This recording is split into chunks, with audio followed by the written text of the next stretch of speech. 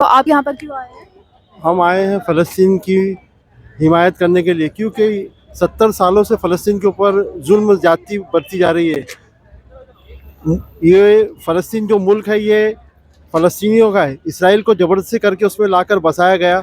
बसने के बाद इसराइल ने धीरे धीरे करके उन्हीं फ़लस्तीनियों को उनके मुल्क से बेदखल करना शुरू कर दिया। अब जुल्म की इंतहा इतनी हो गई कि मासूम बच्चे, औरतें, बूढ़े बुजुर्ग, किसी को इसराइल बख्श नहीं रहा है। सब पर जुल्म ज़्यादतियों के पहाड़ तोड़े जा रहे हैं। उनको ना पूरी तरह से खाने पीने की चीज़ें मिल रही है, ना हर चीज़ों पे पाबंदी लगाकर उनको एक कैदियों की तरह ज़िंदगी गुजारने पर मजबूर किया गया है।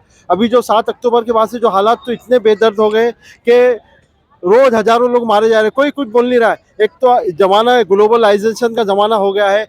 दुनिया इतनी छोटी होने के बावजूद फ़लस्तीनियों के ताल्लुक से कोई जो है सीरियसली ले नहीं रहा, गमगीन कोई नहीं है। हम कहते हैं कि हम 57 इस्लामी मुल्क है, मगर मुस्लिम मुल्क होने के बावजूद भी खाली ज़बानी बातें हो रही है, कोई एक्शन लेने के लिए तैयार नहीं जो है। मुस्लिम इसके कंट्रीज के लीडर है उनको आप कुछ बोलना चाहोगे क्योंकि वो कुछ नहीं बोल रहे। मुस्लिम ममालिक के जो रहनुमा हैं उनकी बेइज्जती और बेदर्दी देखकर तो बहुत ताज्जुब हो रहा है। एक तरफ कहा जाता है कि कौम मुसलमान एक भाई की तरह है, एक भाई को दर्द होता तो दूसरे को दर्द होना लाजमी है, मगर यहाँ ये देखकर मुझे बहुत अफसोस हो रहा है। मेरी ज़िंदगी आज समझो, मैं भी आज 70 साल का हो गया हूँ, मगर ये इतना बड़ा अफसोसनाक वाक़या देखकर मैं बहुत परेशान हूँ और मेरा दिल ही रो रहा है कि कैसे मुसलमान हैं हम। इतने मुल्क होने के बावजूद एक फ़लस्तीन अकेला पड़ा है, उसकी कोई मदद करने को तैयार नहीं है। हज़ारों की गिनती में लोग रोज़ मारे जा रहे हैं, खाली बस इस्लामी ममालिक जो है भाषणबाजी करके और वो क्या वफ़द भेजकर कुछ प्रेशराइज़ कर नहीं रहे। वो अपनी अय्याशी में मगन है,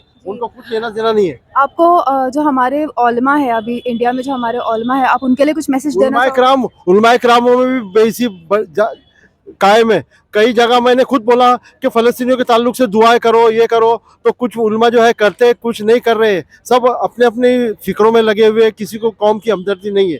आपको लगता है कि अभी ये टाइम आ गया है फ़लस्तीन में जो हो रहा है तो उसके लिए हम सब मुसलमान को यूनाइट हो जाना चाहिए? अब तो हालात ऐसे हो चुके हैं कि एक थोड़ी बहुत हमदर्दी जो है ये समझो हिंदुस्तानी मुसलमानों में ही दिख रही है। बाकी के और जो दुनिया के मुस्लिम ममालिक है उनमें इतना कोई एहतजाजी नहीं पाया जा रहा है। आपके हिसाब से ये सब का सॉल्यूशन क्या है?